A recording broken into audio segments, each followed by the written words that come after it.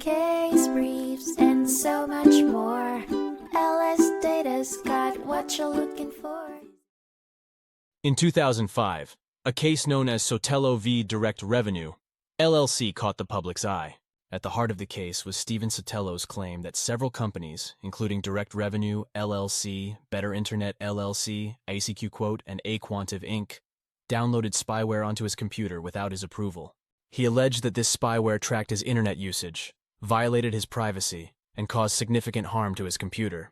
Sotelo's case was not a simple one. He presented a series of 5 claims under Illinois law against these entities. His ultimate goal was to gain injunctive relief and secure compensatory damages for the trouble he had experienced. In response, the defendants in the case had the case moved to federal district court from state courts, a location change that was paired with multiple motions to dismiss the case and shift it to arbitration. The court, however, had different plans. A number of motions to dismiss were denied, allowing Sotelo to proceed with his claims of trespass to personal property and harm caused by the spyware.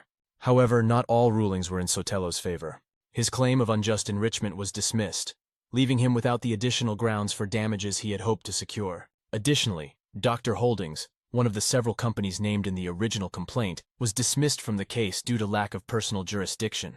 In light of these decisions, the court instructed Sotelo to revise his complaint, addressing the new perspectives and arguments illustrated during the legal proceedings. The court's decisions serve as firm indications that attempts to circumvent litigation via arbitration clauses may not always be successful, and that claims of spyware harm and trespass to personal property are recognized as serious, litigation-worthy grievances in the eyes of the court.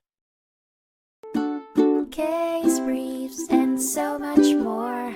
LSData's got what you're looking for. Visit lsd.law, elevate your mind. Leave the stress of class.